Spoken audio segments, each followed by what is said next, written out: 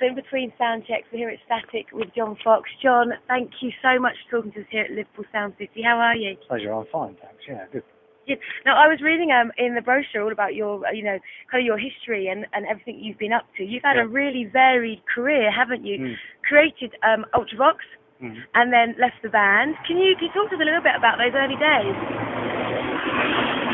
Woohoo! And the car goes by, yeah. I just came down from Chorley, which was is not far from Liverpool, really, and went to London and started a band off when I was at art school, like everybody else did about that time, yeah. So I wasn't alone, everybody else was doing it too. Yeah. But of course you never know that at the time.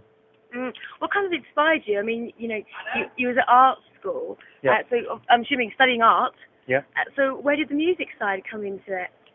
I realised I wasn't going to be an artist because there was no such job. So I decided to get into music. But I always liked music. In the 60s when I grew up, there were bands on every street. So by the time you were about 15, you'd been in about 6 bands already. Wow. All the neighbourhood bands. Yeah. It was like a sort of filter system. The survivors usually went off somewhere else and started a serious band. So, I mean, obviously from an art background, you go into music. Expressing yourself must be kind of, a core part of you.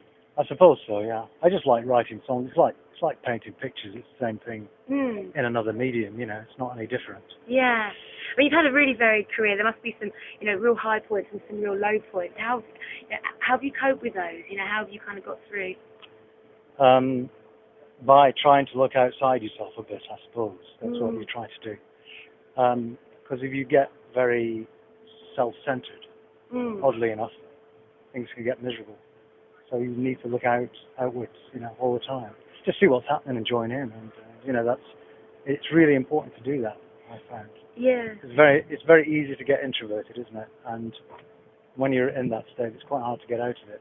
It is. We've heard a lot from all the musicians we've spoken to. Some that are just kind of, performing still unsigned. Some that, that have kind of been on the road and had really great experience at all the big festivals over the last couple of years. And the one thing that everybody's kind of brought to us is, that feeling of isolation and loneliness that you sometimes get. Yeah. I mean, how, yourself, have you managed to cope with that? Well, I like it, actually. Oh, really? That's really interesting. Yeah. But I just like cities, walking around places and watching things. Do you think it helps with your own creativity? Yeah, it gives me a lot of ideas. That's where I get all the songs from. So, because there are little dramas going on every street and everywhere you look, you just need to look for them, that's all. And they're all there. All the stories are there. You just keep your eyes open and walk around, and you can see, equivalent of 10 episodes of Coronation Street or Sex and the City, wherever you are, It's easy. Or even in your own life, unfortunately, sometimes. Yeah. Now, this evening I was just watching you doing your sound check, and you've got all the videos playing of the film, the Away Days film. Yeah.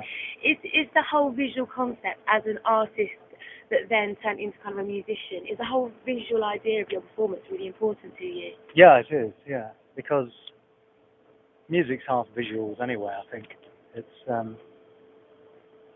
pop music or whatever we call it, rock music or whatever it is, it's half visual. It's not just music, there's a lot of image and a lot of video and a lot of film, a lot of attitude involved in it. So yeah. It's not a simple thing.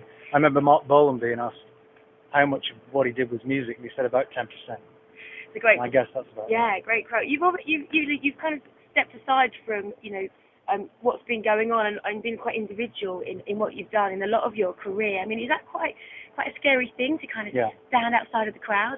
Yeah, it is, but in the end it's easier because then you can do what you want. It makes life easier. It's hard at first. Yeah. But later on, it gets easier. Brilliant. And what are you kind of doing now? We know you're performing this evening, but is there anything in the next couple of months that we can look out for? Yeah, I'm doing something at Liverpool Tate, which is just around the corner, I think, isn't it? Which is a thing called A Quiet Man. It's about people in cities. Wow, my subject, that's what it's about.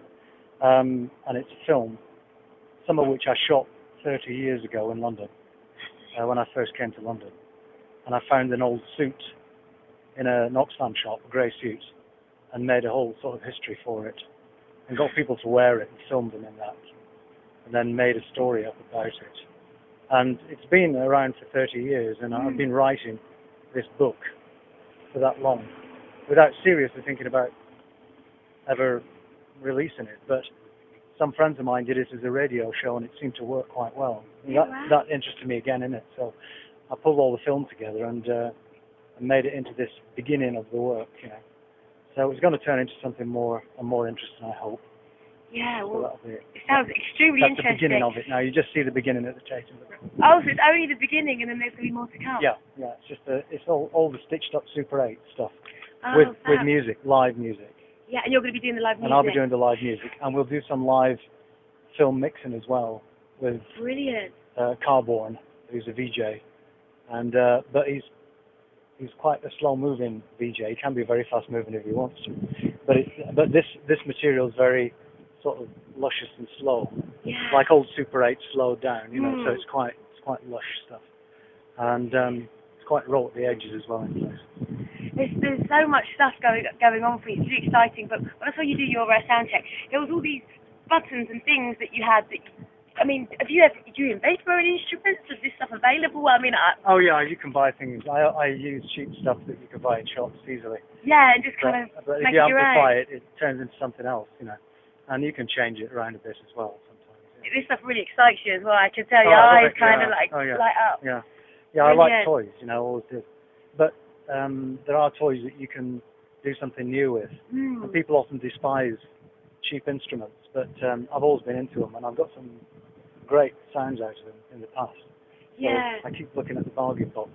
See, that's really great, isn't it? Because when you're starting out, you know, a lot of the kids that maybe still at school, they're at college, you know, they might have their Saturday job, but when, you know, you want to be in a band, you don't want a Saturday job because you want to be kind of rehearsing. So, so are we giving them the kind of go-ahead on going for the cheap instruments, going for the bargain, seeing what you can get? That's what it's about. Do it yourself. You know, you get hold of anything and make music out of it. It doesn't matter what the hell it is, you know, anything.